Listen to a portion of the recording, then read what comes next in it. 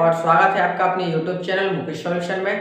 तो आज हम लोग पढ़ने वाले हैं कक्षा 10वीं के मोस्ट क्वेश्चन जो कि परीक्षा में पूछे जाते हैं, बोर्ड एग्जाम में पूछे जाते हैं। तो एनसीईआरटी स्टार्ट करेंगे हम लोग। लास्ट वाली वीडियो में मैंने कुछ परिभाषाएं आप लोगों को समझाई थी, तो उसी परिभाषा आप लोग यदि आपको नहीं आती है तो वहाँ पीछे वीडियो जो है उस पिछली वाली वीडियो में आप लोग जाकर देख लीजिए, ठीक है।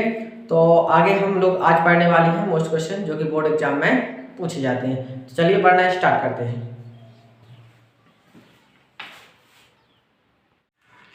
तो आज का हमारा पहला क्वेश्चन है जो कि मोस्ट क्वेश्चन है, परीक्षा में पूछा जाता है कि 26 और 91 का एचसीएफ और एलसीएम ज्ञात कीजिए तथा इसकी जांच कीजिए कि दो संख्याओं का गुणनफल equal to HCF multiply LCM.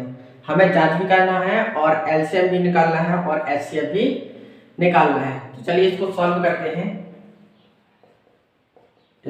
करते हैं, ठीक है।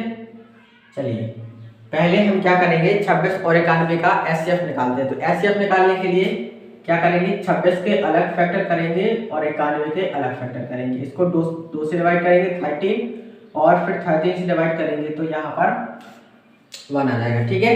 और यहाँ पर इसको 7 से डिवाइड करेंगे तो आएगा 13 और 13 से डिवाइड करेंगे तो आएगा 1। यानी कि 26 को क्या लिख सकते हैं हम, 2 मल्टीप्लाई या इस गुणनखंड के रूप में लिख सकते हैं 2 मल्टीप्लाई 13 और 91 को लिख सकते हैं हम 7 मल्टीप्लाई 13। तो इसका ये जोड़ा बन गया है।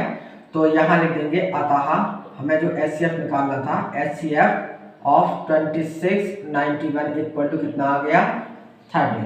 ये हमारा एचसीएफ हो गया। अब निकालेंगे हम एलसीएम। तो एलसीएम निकालने के लिए आप लोगों को पता है कि डायरेक्ट कर देते, डायरेक्ट निकाल लेंगे। तो 26 और 91 का इस टाइप से निकालते हैं, ठीक है। तो यहाँ से पहले 2 से डिवाइड करेंगे तो यहाँ आ जाएगा 13 और यहाँ ये डिवाइड नहीं होना तो 91 ही रहेगा। फिर इसको 7 से डिवाइड करेंगे तो ये आ जाएगा 13 और ये 7 से डिवाइड हो जाएगा तो कितना आना, ये भी 13 हो जाएगा। और फिर 13 से डिवाइड करेंगे तो ये बचेगा 1 और यहाँ पर भी 1 हो जाएगा, ठीक है। तो यहाँ पर लिखेंगे अतः जो एलसीएम है, एलसीएम ऑफ 26 91 इक्वल टू कितना हो जाएगा, 2 मल्टीप्लाई 7 मल्टीप्लाई 13, ठीक है। 13 7 91, 91 दूनी 182, ठीक है। 182 हमारा आ गया इसका एलसीएम। अब इसके बाद हम लोगों को जांच करनी है। तो चलिए जांच करते हैं। तो यहाँ लिख देंगे जांच, बिल्कुल ऐसे ही तुम्हें एग्जाम में करना है ताकि कोई गलती ना हो, नंबर पूरे के पूरे मिले। इसी टाइप से बिल्कुल करते जाना है। तो जांच करने के लिए पहले हम सूत्र लिखेंगे। तो हमारा फॉर्मूला दिया गया है उसको लिखते हैं, दो संख्याओं का गुणनफल, ठीक है, गुणनफल इक्वल टू क्या हो जाता, एचसीएफ मल्टीप्लाई एलसीएम, ठीक है। तो दो संख्याओं का गुणनफल, संख्या क्या है हमारे पास, एक है 26 और दूसरी है 91, ठीक है। और एचसीएफ कितना निकला, एचसीएफ निकला था हमारा 13, ये 13 एचसीएफ निकला और एलसीएम निकला था 182, ठीक है। तो चलो इन दोनों का मल्टीप्लाई करते हैं। यहाँ पर 13 दूनी 26, ठीक है। 13 104, 104 और 2 106 हो जाएगा। 13 और 10 23 हो जाएगा। इतना आ रहा है इन दोनों का मल्टीप्लाई, और इन दोनों का मल्टीप्लाई करेंगे तो वो भी इतना ही आएगा, ठीक है। तो ये हो गई हमारी जांच, ठीक है। जांच कंप्लीट हो गई, दोनों साइड बराबर आ गया है। तो इसी टाइप से हम लोगों को क्वेश्चन करना है। तो चलिए दूसरा मोस्ट क्वेश्चन पढ़ते हैं हमारा कि 140 को अभाज्य गुणनखंडों के रूप में व्यक्त कीजिए। तो हमें 140 को अभाज्य गुणनखंडों के रूप में व्यक्त करना है, ठीक है। तो चलिए इसको सॉल्व करते हैं। बिल्कुल ही इजी क्वेश्चन है। 140 लिख देंगे, ठीक है। 2 से डिवाइड करेंगे तो 70 आएगा, फिर से 2 से डिवाइड करेंगे तो 35 आएगा, और 5 से डिवाइड करेंगे तो 7 आएगा, फिर 7 से डिवाइड करेंगे तो 1, ठीक है। तो 140 को हमने अभाज्य गुणनखंडों के रूप में व्यक्त कर दिया है। तो 140 इक्वल टू लिख देंगे हम लोग 2 मल्टीप्लाई 5 मल्टीप्लाई 7, ठीक है। तो यहाँ पर थोड़ा सा और आगे सॉल्व करना है। ये 2 दो बार है तो इसकी पावर 2 लगा देंगे, प्लस मल्टीप्लाई 5 मल्टीप्लाई 7। तो ये अभाज्य गुणनखंडों के रूप में व्यक्त हो गया 140। इसी टाइप से हमें अदर क्वेश्चन भी करना है जिनको अभाज्य गुणनखंडों के रूप में व्यक्त करना है, ठीक है। तो इसी टाइप से हम लोग क्वेश्चन करेंगे आवाज गुणनखंड के रूप में व्यक्त करने के लिए।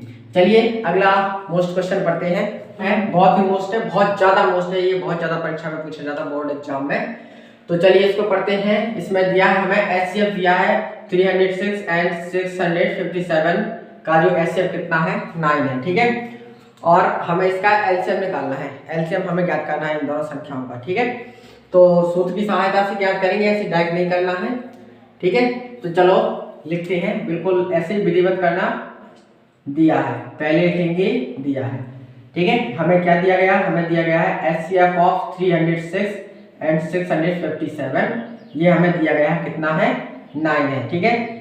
हमें एलसीएम निकालना है, एलसीएम ऑफ 306 एंड 657 ये हमें ज्ञात करना है, ठीक है। यहाँ लिख देंगे ज्ञात करना है। बहुत ही मोस्ट क्वेश्चन है, ध्यान से समझते जाना और परीक्षा में ये पूछा जाता है, ठीक है। अब लगाएंगे सूत्र। अब जो सूत्र होता है, सूत्र क्या होता है, दो संख्याओं का गुणनफल। दो संख्या है हमारे पास, तो दो संख्याएं, एक मिनट, दो संख्याओं का गुणनफल, ठीक है।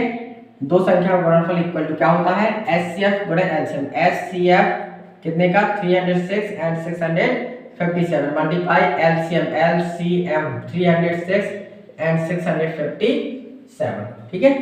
तो दो संख्या है हमारे पास, ये दोनों संख्या है 306 मल्टीप्लाई 657। यहाँ पर गुणनफल करना है तो यहाँ पर हम मल्टीप्लाई में लिखेंगे दोनों को, ठीक है।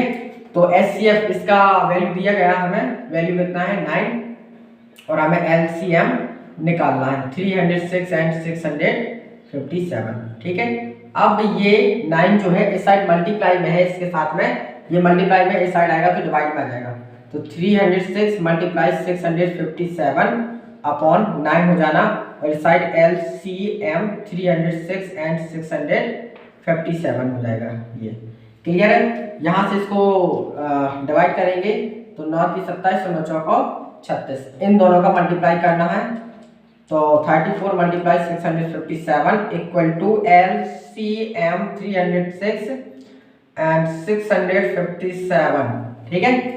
अब इसका जो मल्टीप्लाई करेंगे तो मल्टीप्लाई करने पर आता है 22,338, ठीक है। ये हो गया एलसीएम 306 एंड 657 का, या इसको हम इस टाइप से लिख सकते हैं कि LCM of 306 and 657 equal to 22,338। ये आ गया हमारा आंसर, ठीक है। तो इसी टाइप से हमें करना है ये क्वेश्चन, आपके एक भी नंबर नहीं कटेंगे बोर्ड एग्जाम में। तो इसी टाइप से विधिवत क्वेश्चन करोगे तो पूरे के पूरे नंबर मिलेंगे, और ये बहुत ही मोस्ट क्वेश्चन है ये वाला, ठीक है। तो ऐसे ही मोस्ट क्वेश्चन सीखने के लिए चैनल को सब्सक्राइब कीजिए और वीडियो को अपने फ्रेंड के पास ज़्यादा से ज़्यादा शेयर कीजिए, और बेल आइकन को दबाना ना भूलें। अगली क्लास में जो है और ज़्यादा मोस्ट क्वेश्चन पढ़ाए जाएंगे जो बहुत ही इंपॉर्टेंट होंगे, तो बने रहिए मेरे साथ। आज के लिए सिर्फ इतना ही, बाय बाय।